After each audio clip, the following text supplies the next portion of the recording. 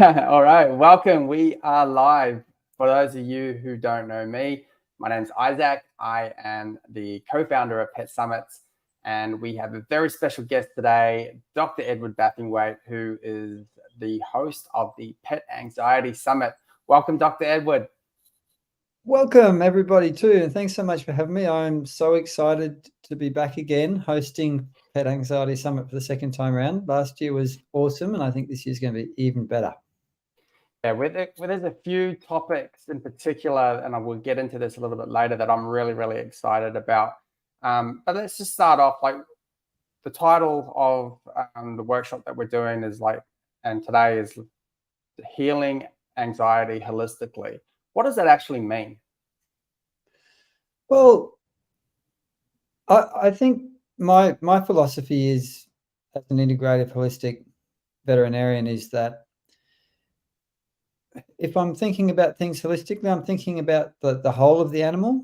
So I'm not, Western science and Western medicine, what we call allopathic medicine, can be kind of reductionist. We tend to focus in on a symptom and make it into a disease, and then want to generally give some kind of pharmacological treatment to cure it. But I think that our animals are much more multifaceted and complex than that. There's not just the physical, there's not just the symptoms, there's how they're feeling, there's their mental and emotional states of being, there's all the things that have happened. Anxiety is a really complex, multifactorial disease that develops over a long time generally. So I think the first thing that with a holistic approach that I want to do is really meet the animal. What's unique about this animal? What's different about this animal? Every kind of case of anxiety is its own unique thing.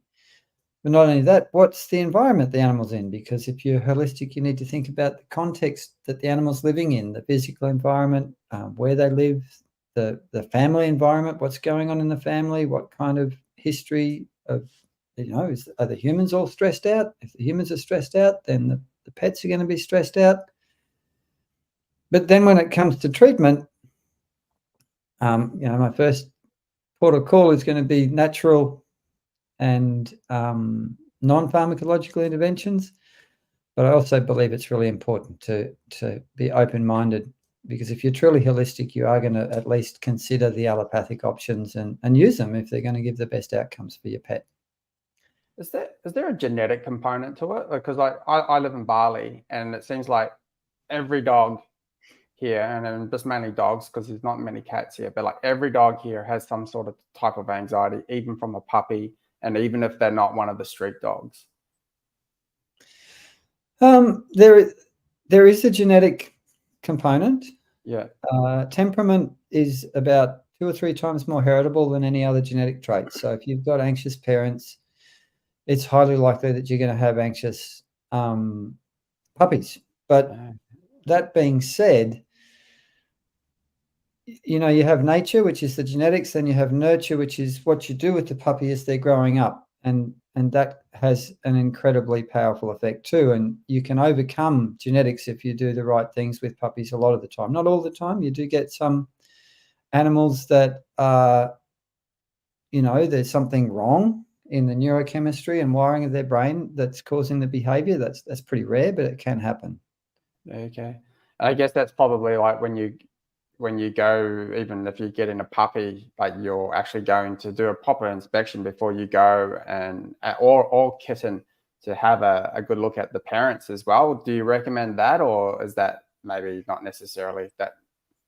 Look, I think it's a great idea. It's often practically impossible. Yeah. A lot of breeders are a bit funny about having anyone come to look at their dogs. Ideally, you want to find a breeder that breeds for temperament. That temperament is one of the primary traits that they're selecting for. Yeah. Now, I'm in the process of looking for a new puppy at the moment. My old Whippet passed away about 3 or 4 months ago, and I started reaching out to breeders. So I'm starting now to think, the other thing you want to do is find a breeder who does the COI, or coefficient of inbreeding analysis, before they breed. Yeah. Because the more diverse your genetics, the more robust the genetics are.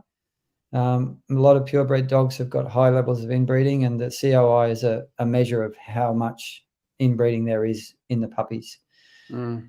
And if you can, go and see the breeders where they are, what they do, get a bit of a sense of what they like, and if you can meet some of their dogs, you'll get a better idea of whether or not you're buying into a healthy type of temperament or perhaps a less healthy one.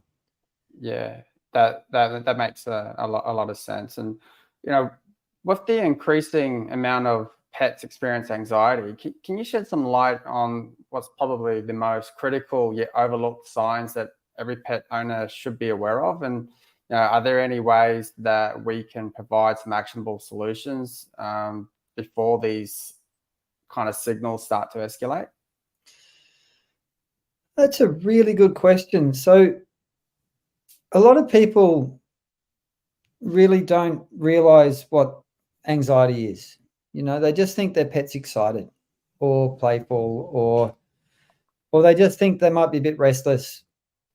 And I think a lot of people, when you get these kind of little beginnings of anxiety, like the little tiny seedlings of anxiety pushing up out of the animal into something that you can see, then it's often just an animal that is restless and that can't settle, that doesn't have an off switch. They get kind of hypervigilant. And you'll notice that they're always kind of on the alert. And you just don't see what you should see, which is any pet that's healthy should be in a nice, calm, relaxed, settled state for, around about 70-80% of the time. That's including their sleeping as well, of course. But if you've got an animal that starts to get jumpy about certain kinds of stimuli, whether it be a sound, whether they start to get reactive, a little tiny bit reactive to another animal, or they just start to tense up a little bit when another dog's coming close to them, things like this. You've got to really be on the alert for these really, really little tiny signs and start doing something then, because what happens is that anxiety kind of builds up little by little in layers over time with these animals. And every time there's an event that makes them feel fearful, and I think another really key thing to remember here with our anxious pets, be they dogs or cats, is that these symptoms that we see of anxiety are a reflection that inside this animal is afraid. There's fear, that they feel like something dangerous is going to happen, that's going to harm them. And that for me is one of the things that I really, really have thought about a lot in the last few years is, because anxious animals can be kind of annoying because they do all sorts of things that make life difficult for humans. They cause damage, they cause destruction. If you've got an animal with separation anxiety, maybe it means you can't have a social life. And a lot of people kind of label the anxious animal as a bad pet. They're doing something naughty. Well, they're not doing something naughty. What's going on is that they're terrified, and the only way that they can express this fear is through behaviors that often humans have a problem with, if you know what I mean. Yeah. This is a question that I didn't write down, but I'm intrigued to know your answer. What's the the biggest difference between cats and dogs? Like, I notice, and I've spoken to, and I guess dogs, because they can become a little bit dangerous, but what about cats? Like, is there anything in particular, or there are some signs that maybe people don't know about cats, and maybe it's just an anxious pet? I think cats are a bit harder to tell when anxiety is going on. Yeah. And one of the reasons for that is that we don't take cats out of the house generally. Cats generally kind of just stay in the house or the immediate areas of the house. Cats generally have a lot more freedom of movement than dogs because they can jump over fences. They can go wherever they like, whereas a dog, we tend to fence them in and they can't just wander like the Bali street dogs. Yeah. And certainly, I know when I was in Bali, I thought the street dogs were actually pretty relaxed compared to a lot of the dogs I see that are living in Australia with humans, because they have more freedom of movement. Yeah. So cats, if a cat runs and hides, then that's a pretty strong sign that there's anxiety. So if you get a cat that runs and hides whenever someone comes to visit, you know that this strange person different person coming into the environment is stressful for your cat. Mm. And another really thing to look out for cats is over grooming. If you get cats that over groom, that's nearly always from anxiety. So I've treated a number of cats that have licked all the hair off their belly, you know, and then when I work with more holistic things to help them relax more, they suddenly stop doing that. Now, my cat, Pavati, here, recently we went away for a week, and our house sitter, her grandfather died 24 hours before we were due to leave. So then her husband was coming to feed the cats, but we didn't have someone in the house. And Pavati actually got picked up and taken to cat jail. She went to the pound. But when I got her back, she licked all the hair off her front legs from the stress of being in this cage that with all these other cats and these strange people and everything. So the stress of that caused her to lick all. Now her hair's growing back, but so if you get a cat that's licking hair off themselves or just over grooming in any way, that's a really important sign of anxiety in cats. Yeah, thanks for that. I now I know what's going on with my sister's cat. In your experience, how quickly can an untreated pet's anxiety evolve into more severe health behavioral issues? And are there going to be any topics in particular in the summit that might be able to help or give people some strategies to counteract this? Well, I think the summit's jam-packed with a whole lot of things that are going to help people who come along to, number one, take steps to prevent anxiety. Number two, become aware of the early signs of anxiety so that they can start to, then act before it becomes a big problem. Mm. And if you do have a pet that's got active anxiety, then everything that in the summit is going to be helpful in one way or another, because you'll be learning more about what the problem is. You'll be learning a whole lot of different kinds of ways of using holistic interventions to help cure anxiety. But how quickly can it develop? That's a really good question. It depends on a whole lot of factors. You can get some animals, just one incident will then trigger really severe ongoing anxiety. Now, normally you'd need to have a fairly severe kind of shock or trauma for that to happen, but not always. If you get a puppy or a kitten gets a fearful thing happen at certain developmental stages when they're kind of more vulnerable to that impact, then you can have some, or I suppose the other way to think of that is that sometimes the puppy might have something happen that the human thinks, oh, that wasn't important, but the puppy's experience of it was hideously terrifying. Mm.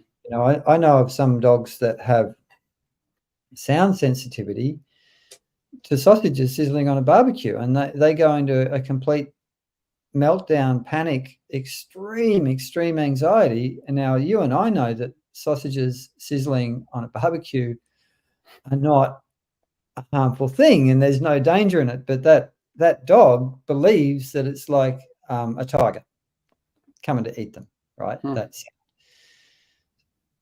so it's a funny thing, and I can't give you a really clear answer on that because anxiety can develop slowly and incrementally, but the thing about that is that if you hit a threshold, suddenly you'll seem to have really severe anxiety. But when I go and talk to the person and get the history, I can see that anxiety's been developing for months or years, and there's been that animals had anxiety that the human hasn't really twigged to, that hasn't really realized that there's a problem. But then you hit a threshold where you get a real behavior change in the animal because their anxiety's kind of past the red line, if you want to call it that. And then the human's got a big problem and the animal's got a big problem, but they've had a problem for months or years and they haven't really been able to see it. And I think that's another reason why coming to things like this summit is a good idea, because it'll help you become aware and pick up things earlier so you can act. Yeah, I guess like there are small signs like you were saying before that we don't even realize, and we just laugh it off and it's like, oh, my dog or cat has just been playful, or they're when you got people over for the barbecue and then they're getting like too aroused, and you can see that, but you're not actively helping calm that dog down. Or like, what do you recommend people do, because like it can be inconvenient sometimes, and you've got all your friends over, and or you just think it's nothing, not that big a deal, and then but because it slowly starts to escalate. Yeah, look, I think there's a really a big thing with dogs in particular, but it can happen with cats too. Yeah. Where humans, we're monkeys. We love to stimulate our animals, get them kind of razzed up and excited. It's something that I see, I always see when I used to work in the vet hospital, a puppy would come in and the nurse would go over and go, "Oh, hello, puppy." And the puppy go, "Oh," and the nurse would go, "Oh," and they just escalate each other. Guilty. Don't do that to the puppy. Don't do that. It's not helpful because, and I think the other thing, and with cats too, some cats, if you get a little bit too stimulating with play, you'll end up triggering aggressive behavior, which can become a really big problem. I've had a few cases of cats that then start attacking their humans, and it's very difficult to unwind that behavior once it's wound up. So, I think one of the key things that I talk about and teach when it comes to anxiety in pets is teaching your pets how to relax.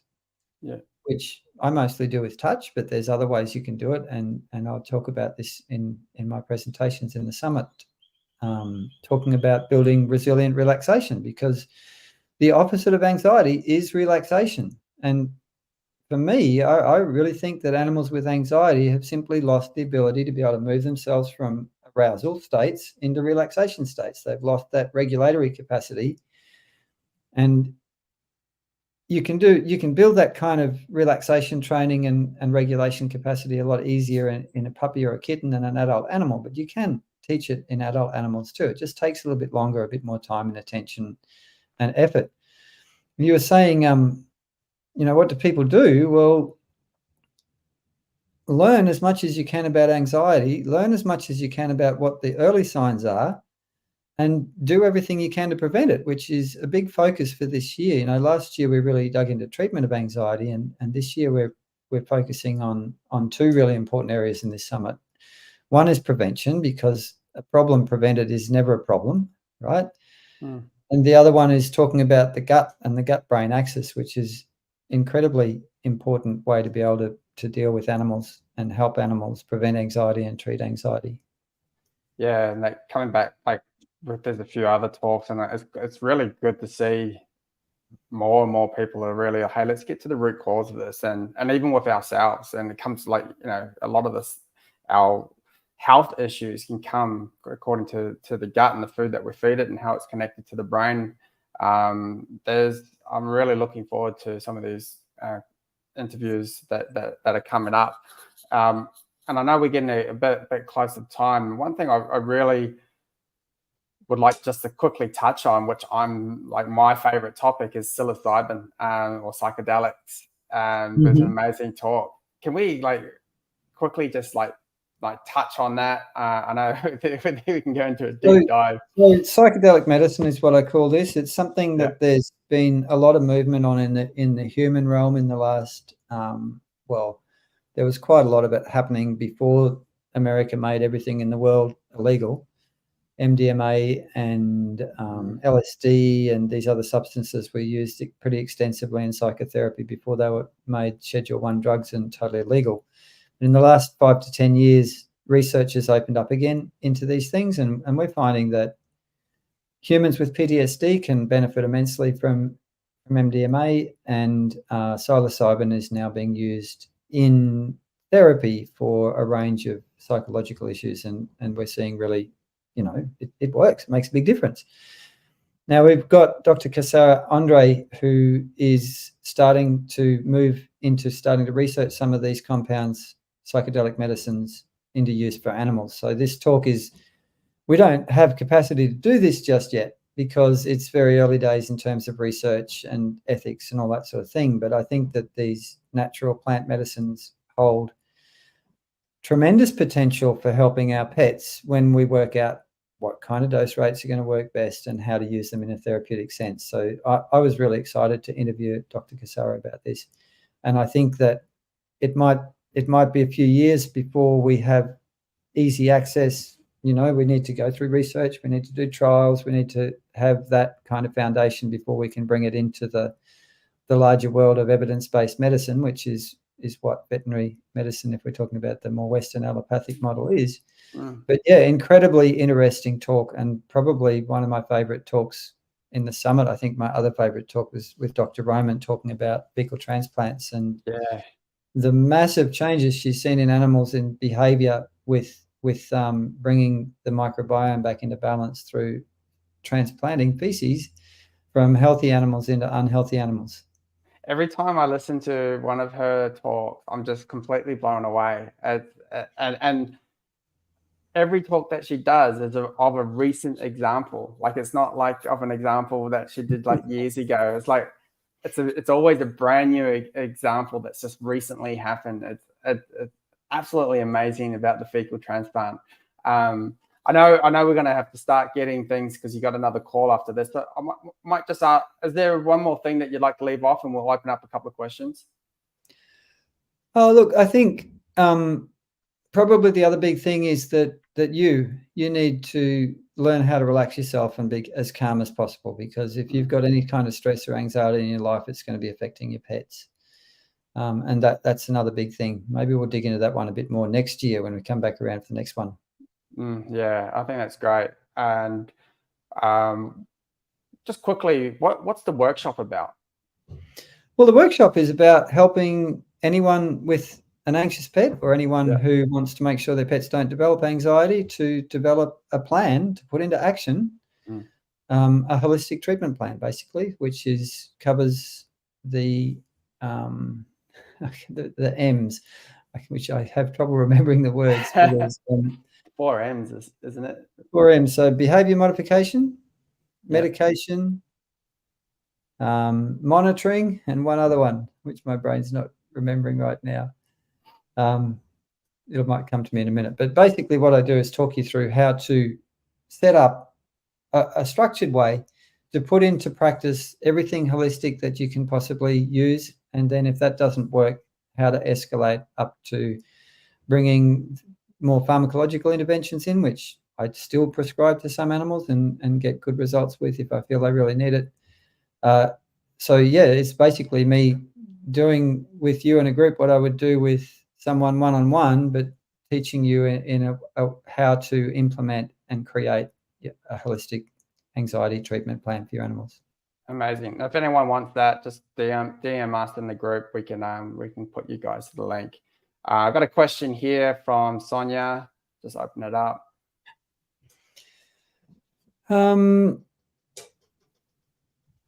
Well, it might not make sense to you why the cat feels safer outside, but I'm sure it makes sense to the cat.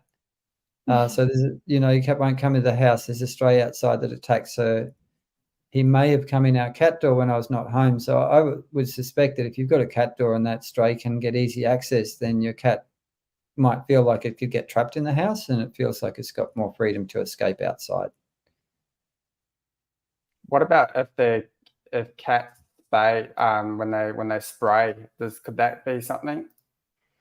If a cat is spraying and urinating in the house, it's nearly always some kind of stress-related thing. No, the other cat. What if the other cat came in? Well, if the other cat came in, that would be very stressful for the cat that lives in the house. Yeah, absolutely. So you'd probably want to try and maybe get one of those doors that has a little tag that only lets the one cat in, won't let the other cat in. You can get a collar that is kind of like an electric door that senses the collar and won't let strangers in, so to speak. Interesting. Man, technology, love it. I got a question here from Deborah. Shih Tzu puppy gets quickly excited and anxious around 5 p.m. Why does he get so wired up around that time? He's barking, biting, and won't settle down. So this is something that is not uncommon for puppies to get a little crazy period in the evening. Sometimes if you move your evening mealtime a little bit earlier, so you feed them a bit before they get crazy, that crazy behavior, if they haven't had their dinner, can be driven by hunger. So they're hungry and they go nutso. You might want to think about how to start getting a little bit at 4 o'clock, settling, calming, helping the puppy be chilled and relaxed by the time you get to that time. You might, if he's barking and biting and won't settle down, then you might want to do some behavior modification, training, teaching them to target onto a mat, teaching them to get on their bed, or crate training. You've got to be careful to not make them feel like they don't want to be in the crate. So if you put them in the crate and they're not happy in there, that's not good crate training. But with a puppy like that, I do a whole lot of touch work, relaxing touch and boundary work, getting them to understand, well, I'm a human, I've got a personal space. No, you're not allowed to bite me, that sort of thing. I was about to say the touch. I remember seeing one of the videos that you did last year and how you did 2 examples with 2 dogs, and you see one that's like really agitated and like moving around, and then the touch that you do and just see him like almost go into a sleepy state. It was like, wow, that's amazing. Yeah. Yeah. We've got a question from Boki. Apologies if I'm saying your name incorrectly. Would you consider ADHD? My 9-month-old male puppy came in Ireland rescue as a symptom of anxiety. No fear or aggression exhibited, just hyperactivity. I've had him since 9 weeks of old. So I think that dogs can be neurospicy like humans, but it's practically impossible to be able to actually diagnose if it's ADHD or ADD or more on that autistic spectrum of things. So you do get some dogs that have just got high drive and they're super active and they want to do stuff and they're active mentally and active physically. Again, you may not have actually taught this dog how to relax. And that's one of the things that I'm going to really go into depth in the workshop and show you how to do the touch work in the workshop as well, so that you can use touch to train your animals how to relax and how to have resilient relaxation. That workshop is after the summit. If you come to the summit, it's totally free to attend live. You don't need to pay anything to get all the value from all the speakers. Though, the all access pass is incredibly good value, and you'll be able to get lifetime access if you do grab that. So I would recommend you come along the summit, learn some things, try some things, see if you can help your dog learn how to calm and settle. Yeah, exactly. I know we've got to be respectful of your time because you've got to call in exactly 2 minutes. So for those of you who want to get more access or more information, the summit's completely free. Sign up at petsummits.com/anxiety. If you have any friends or a family member that has a pet with anxiety, send them this link. Again, it's completely free. We have a few bonuses if you want to upgrade to the premium version. Then you get lifetime access to all of that, and then you get a bunch of bonuses from different types of supplements out there, which is completely free. And there's a bonus video from Dr. Rob Silver, who's our CBD expert. So he goes into a little bit deeper about that. So that's again petsummits.com/anxiety. And also we'll be doing live Q&As every day. We've got another live next Friday. But we'll be doing live Q&As every day throughout the live summit. So, make sure you come, tell your friends, turn up, bring all your questions so Dr. Edward can help you help you address or prevention, which is the biggest thing that we talked about today. Thank you very much. The live Q&A is going to be a stack of fun. I'll be there for an hour each morning, and you basically can ask me anything you like, and I'll help you in any way I can. Thank you. Amazing chat today, Dr. Edward. Really appreciate your time. And for those of you that would like access to this recording, just message us in the private Facebook group or YouTube channel. We're very excited for this upcoming event. Thank you. And just before we go, Deborah's got some more questions about her puppy. Deborah, I don't have the time to answer them, but I really encourage you to grab your free ticket and come along to the Q&A sessions, and I'll be able to help you more in them. Yeah, exactly. And the somatic touch, which I think is one of the which is something that you have a whole video series on if you want to learn more about that. And you can see the video where Dr. Edward actually does that touch and it calms down. And I think we're going to be doing that in the workshop and going into really deep. Yeah, absolutely. We sure will. Awesome. Thank you, everybody. Thanks, everyone. See you.